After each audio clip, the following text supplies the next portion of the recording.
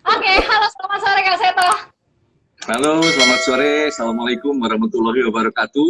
Mbak Inai. Waalaikumsalam Waalaikumsalam warahmatullahi warahmatullahi wabarakatuh. wabarakatuh. Oke, Kak Seto, saya bersama dengan Unai di belakang layar Kak Seto. Jadi nanti mungkin Oke, Kak Seto mendengar suara Unai sedikit ya tadi.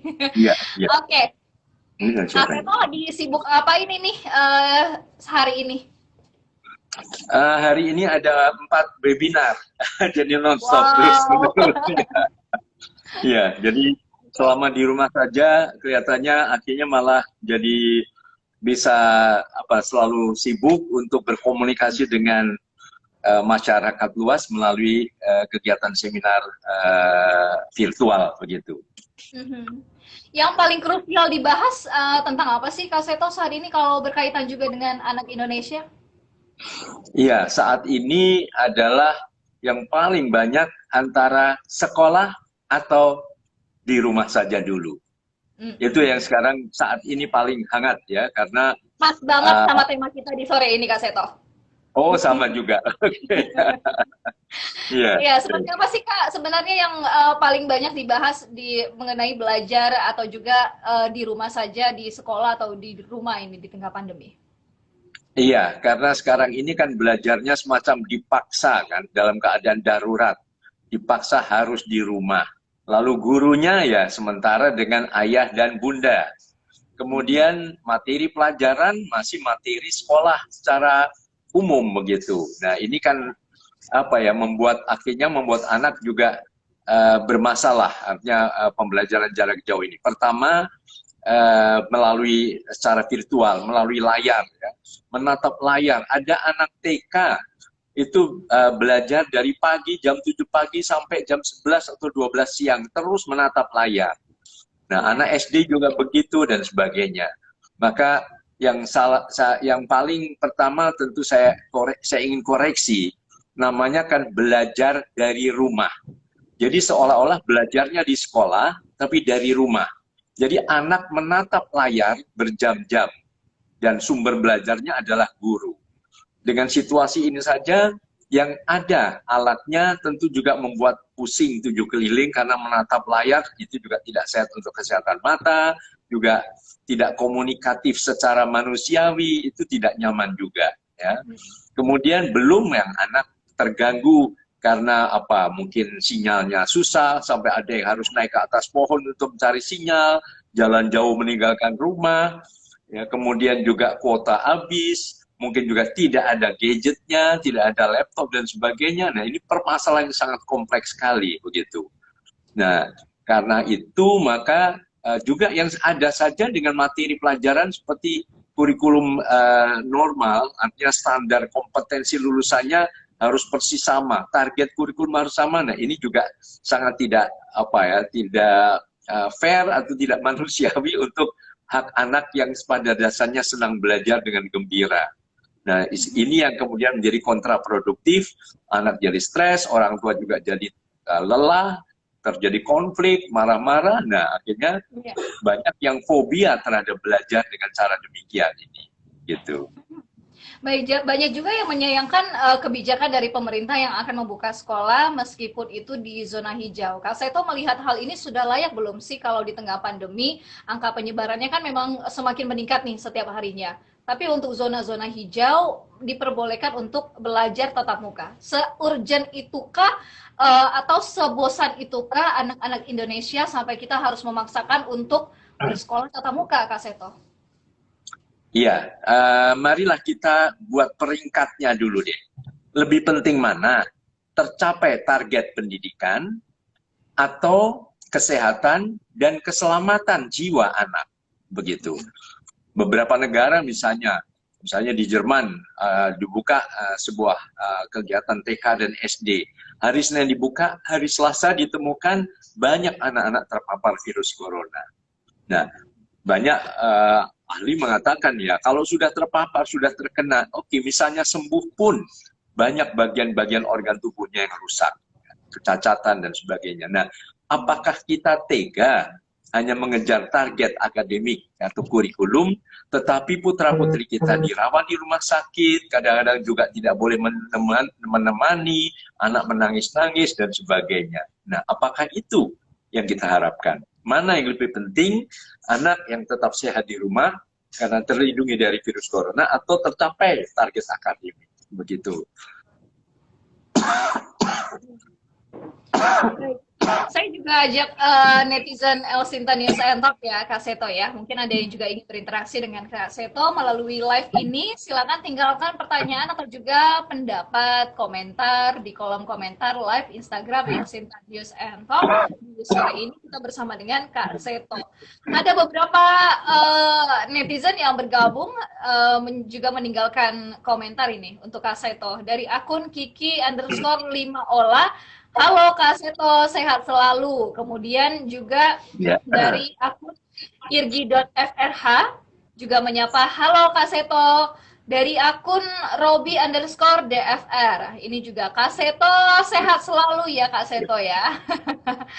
Oke. Baik, di tengah pandemi COVID-19, Kak Seto, kalau boleh tahu nih, kita mungkin lebih cerita ke privasi dulu ya. Kak Seto biasanya aktivitasnya kan padat. Kayak tadi, webinar sampai dengan 4 webinar hari ini. Menjaga kesehatan tubuh mungkin seperti apa sih Kak Seto, bisa berbagi tips juga nih untuk netizen El Sinta? Iya, saya selalu menekankan pada gembira. Selalu gembira. Tapi gembira ini singkatan. Pertama huruf G. Huruf G adalah gerak. Jangan mager.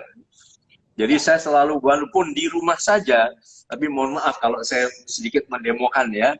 Jadi di rumah misalnya hanya lompat-lompat saja, sampai 50 kali begini, itu sudah fit badannya. Ya. Belum pagi, belum salto, koplo, dan sebagainya. Itu salah satu kunci utama untuk tetap sehat, karena darah bisa mengalir lancar. Jadi GE adalah emosi cerdas. Boleh marah, boleh. Artinya emosi kan normal, mau marah, mau sedih, mau takut, tapi dengan cara yang cerdas. Jadi marah tidak diledakkan. Marah kepada anak tidak, ayo mandi, misalnya gitu. Cepat tidur. Tapi dengan penuh keramatan, sayang, ayah marah. Waktu itu kan janji jam sekian harus mandi, yuk kita mandi, misalnya. Atau dengan nyanyi, ayo kita mandi dengan sabun wangi. Jadi anak itu akrab dan penuh persahabatan begitu. Jadi marah dengan nada yang indah, marah yang penuh persahabatan, itu adalah marah emosi yang cerdas. GEM. Nah, M tentu makan dan minum teratur. Artinya minum air putih. Makan juga makanan sehat, sayuran murah meriah sehat. Ya, buah-buahan yang murah meriah, apa saja yang ada, misalnya itu. M. B adalah beribadah dan berdoa. Jadi dekat dengan Allah SWT, dekat dengan Tuhan Yang Maha Kuasa, ungkapkan semua perasaan, ya, dan mendoakan bukan hanya diri sendiri, mendoakan orang lain, para dokter yang bekerja keras di rumah sakit, para petugas keamanan, anggota Polri, TNI, dan sebagainya. Nah, ini istirahat juga penting. Atur waktu istirahat. Jadi walaupun di rumah saja jangan begadang sampai tengah malam, ya, lupa istirahat. Tetap teratur. Minimal tidur 8 jam. Ya, itu sangat seimbang. Kemudian R-nya adalah rukun dan ramah. Rukun di dalam keluarga. Kemesraan ini janganlah cepat berlalu. Nah, itu selalu dinyanyikan, ya, penuh dengan keindahan, kebersamaan, dan sebagainya. Dan terakhir adalah A, tetap aktif berkarya. Ya, berkarya itu yang memberikan webinar, mungkin membuat lagu, mungkin membuat artikel-artikel untuk media, penelitian. Saya juga selama ini menulis 2 buku sudah, penelitian-penelitian ilmiah, kemudian ya artikel-artikel psikologi populer dan sebagainya. Jadi dengan begitu ada keseimbangan fisik dan jiwa, nah ya insya Allah kita akan tetap sehat dan semangat. Oke, jadi tetap produktif meskipun di tengah pandemi COVID-19, seperti itu ya Kak Seto ya? Iya, betul. Oke, Kak Seto, ada beberapa tanggapan. Ya Kak Seto? Jangan mager. Jangan malas gerak, tetap bergerak dengan energi dan semangat gitu.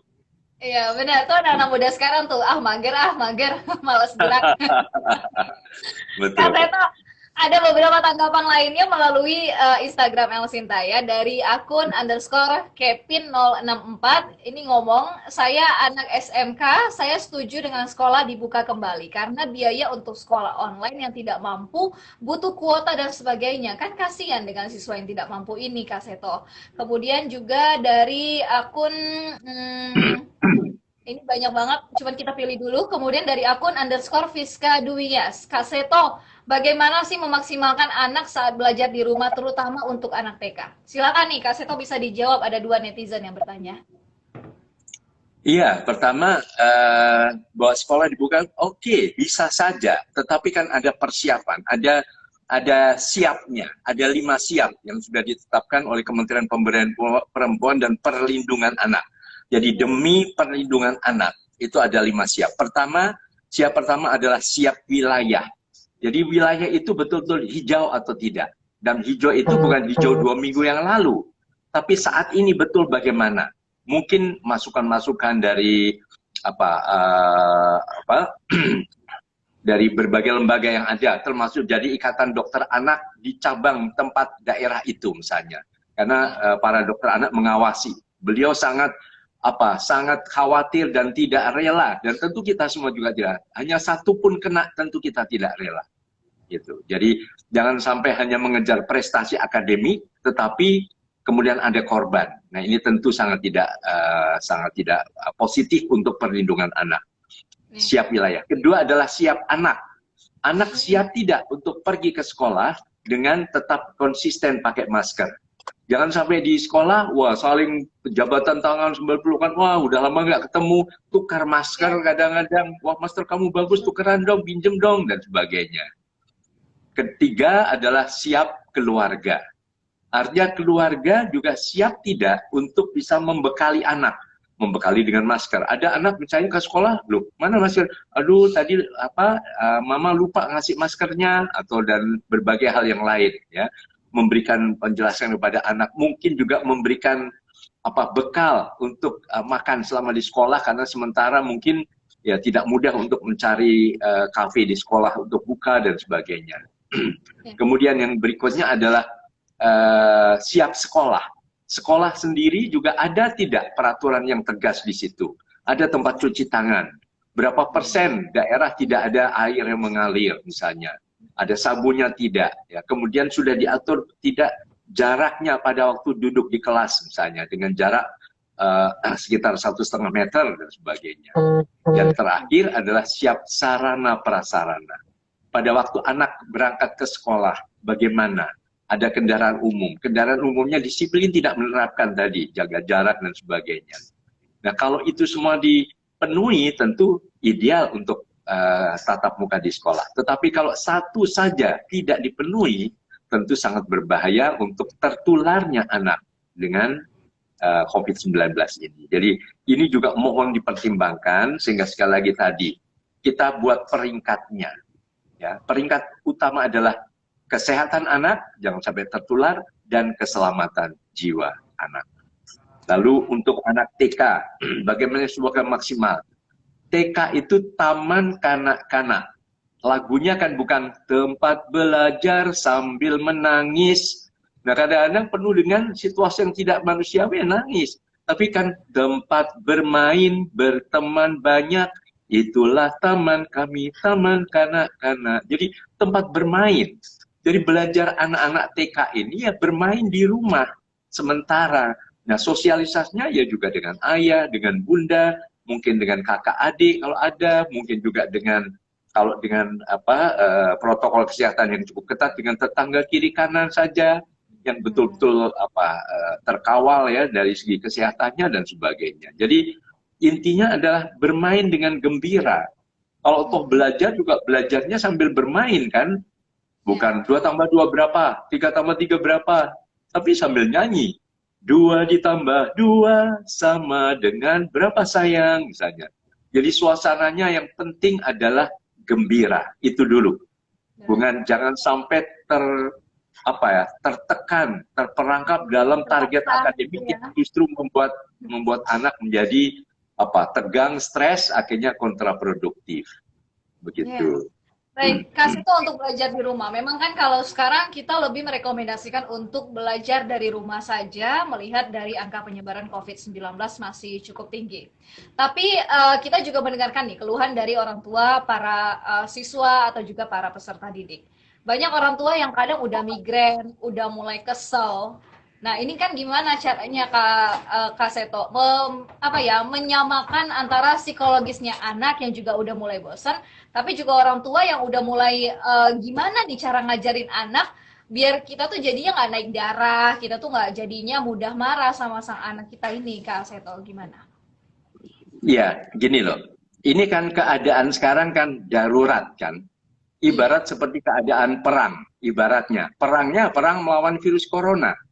Jadi ibaratnya ini perang kalau keluar kena tembakan misalnya. Nah tembakan ini kan tembakan dari virus corona yang jahat ini, yang sudah bergentayangan di mana-mana. Jadi ya harus hati-hati. Maka dalam keadaan darurat, kurikulumnya juga kurikulum darurat. Kurikulumnya adaptif, ya, adaptif yang benar-benar kalau perlu hanya targetnya 20% saja deh dari kurikulum yang ada. Ini kan bukan hanya lokal, bukan hanya nasional, tapi global, seluruh dunia begitu. Jadi jangan terlalu terperangkap dalam target kurikulum yang membuat anak tegang, stres. Jadi kalau bisa istilahnya diubah deh, jangan belajar di rumah, tapi gembira di rumah, itu dulu. Ya, gembira kan bisa ya udah nyanyi, kemudian mungkin mendongeng, mungkin berdiskusi, mungkin daya cipta yang dikembangkan, membuat aneka kerajinan, mungkin sama-sama membuat lukisan bersama dan sebagainya.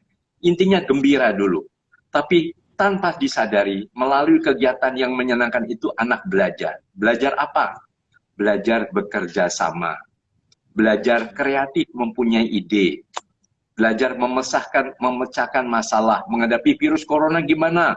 Mungkin ada ide sederhana, kita bikin kue namanya kue corona.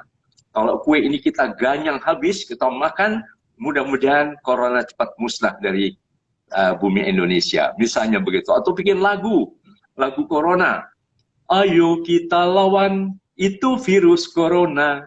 Tetap waspada, tidak kemana-mana.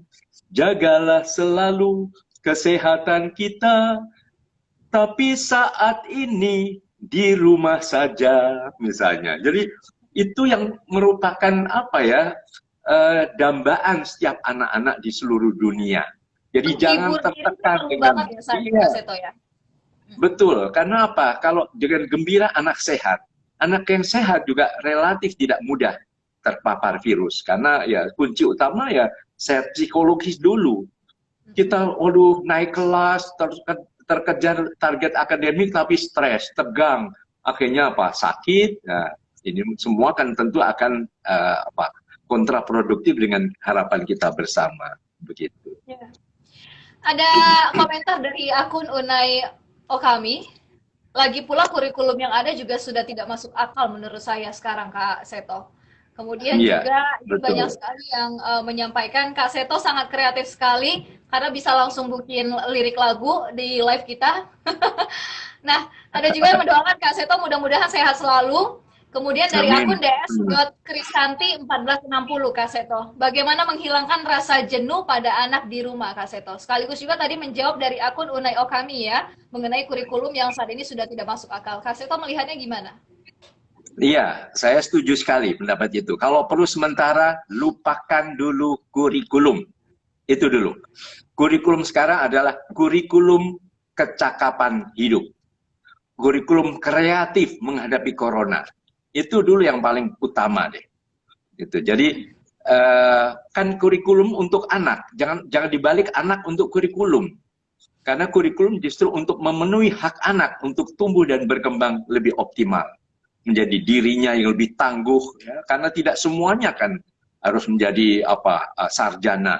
Ada yang mungkin jadi profesional yang lain, misalnya mungkin jadi olahragawan, mungkin juga menjadi keterampilan memotong rambut, menjadi desainer lukisan, membuat komik-komik atau film-film animasi, dan banyak sekali yang bisa dicapai dalam keadaan sekarang ini. Tapi nomor satu, perasaan gembira adalah sumber kekuatan dulu, semangat, ya, percaya diri dan sebagainya. Jangan sampai anak diruntuhkan harga dirinya atas nama kurikulum tadi. Itu yang paling penting pertama kali. Kemudian yang kedua, apa tadi yang kedua, Mbak Ya. Marisa? Bagaimana mengatasi anak yang jenuh berada di rumah saja, Ya. Kak Seto? Iya, suasana di rumah harus dibikin menarik. Suasana yang jenuh itu soal itu saja. Jadi orang tua juga penuh dengan kreativitas.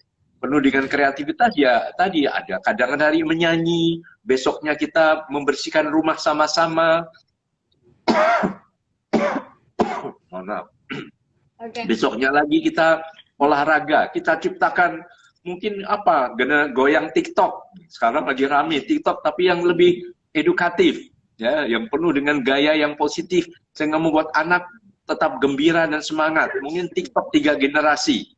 Ada kakek, ada ayah bunda, kakek dan nenek, ayah bunda dan cucu misalnya.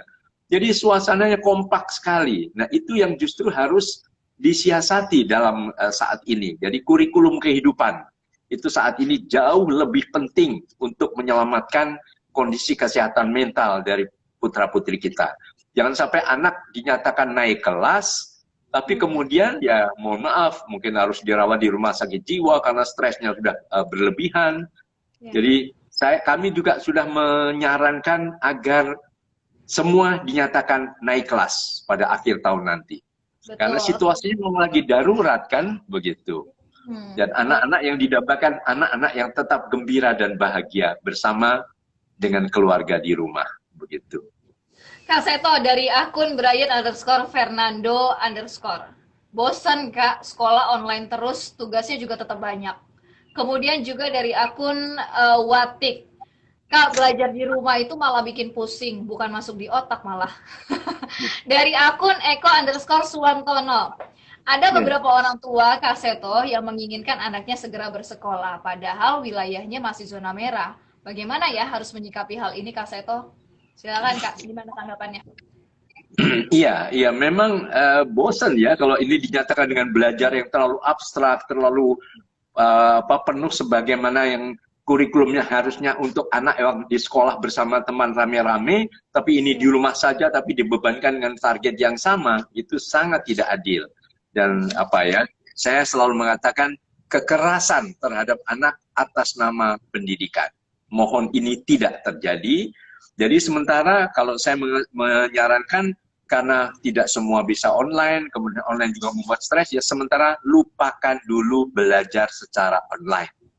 Ya, belajar online tidak semuanya senang. Ya, menatap layar berjam-jam juga sangat tidak baik untuk kesehatan mata, untuk kesehatan emosional, mungkin juga kurang bergerak dan sebagainya. Jadi berikanlah kesempatan kepada orang tua menciptakan pembelajaran kecakapan hidup dulu di rumah masing-masing. Kemudian apa yang berikutnya tadi, kalau orang tua yang memaksa anak sekolah atau mendorong, ya mohon tapi kita di zona merah nih. Ya makanya, jadi mohon kita ajak para orang tua untuk membayangkan. Ini kan bukan main-main kan masalah virus corona ini. Bahkan para dokter sendiri, ada seorang ahli paru yang kemudian harus wafat sebagai pahlawan kemanusiaan karena membantu para pasien corona ini. Dan kita tidak tahu bagaimana penyebaran ini yang dahsyat, dan jumlah laporan dari IDAI juga jumlah anak korban virus corona di Indonesia adalah tertinggi di Asia Pasifik. Dan mungkin juga di seluruh dunia kalau data yang terkumpul ini. Jadi apakah kita tega membiarkan anak ke sekolah, tapi kemudian nanti kita harus dipisahkan dengan putra-putri tercinta karena harus dirawat di rumah sakit dan tidak boleh ditengok, tidak boleh ditemani dan sebagainya. Belum kalau anak menjerit-jerit, kemudian mendapatkan pengobatan yang mungkin tidak nyaman bagi anak. Marilah kita kedepankan dulu kesehatan putra-putri kita dan keselamatan jiwanya. Marilah kita cintai dengan sepenuh hati putra-putri kita semua ini. Jadi jangan hilangkanlah rasa bosan, rasa capek, lelah. Ya, kita semua menghadapi sama. Jadi ayolah kita bergandeng tangan, merapatkan barisan para orang tua, melindungi putra-putri kita di rumah saja dulu. Baik, Demikian, kasih Toh. Marisa. Ada banyak kebijakan-kebijakan yang diatur oleh pemerintah. Kita harus menyikapinya seperti apa ini Kak Seto? Mungkin sekaligus juga sebagai imbauan atau juga tips ya bagaimana orang tua juga bisa memfilter informasi yang diterima dari pemerintah. Kadang-kadang kan kebijakan dari pemerintah justru bukan menenangkan hati orang tua tapi malah membuat kita gusar. Dan juga untuk mengganggu untuk tetap menjaga stabilitas dari psikologis sang anak di tengah pandemi COVID-19 ini seperti apa dari LPAI Kak Seto?